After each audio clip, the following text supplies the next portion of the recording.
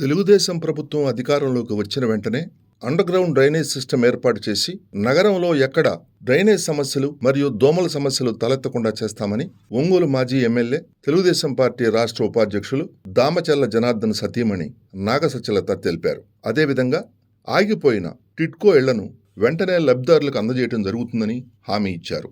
అందరూ కలిసి కష్టపడి పనిచేసి అమరావతి రూపశిల్పి చంద్రబాబు నాయుడును, ఒంగోలు నగర అభివృద్ధి ప్రదాత దామచల్ల జనార్దన్ను గెలిపించుకోవాలని కోరారు. నారీ కోసం నాగసత్యలతమ్మ కార్యక్రమం ఒంగోలు నగరంలోని 14వ డివిజన్ రైల్వే క్వార్టర్స్లో జరిగింది. జనార్దన్ హయాంలో 14వ డివిజన్ అభివృద్ధి పదంలో నడిస్తే నేడు వైసీపీ ప్రభుత్వ పాలనలో పెంచిన కరెంటు బిల్లుల మీద, నిత్యావసర వస్తువుల ధరల మీద స్థానిక మహిళలు ఆగ్రహం వ్యక్తం చేశారు. కనీసం మున్సిపల్ కార్పొరేషన్ వారు ఫాగింగ్ కూడా చేయటం లేదని వాపోయారు.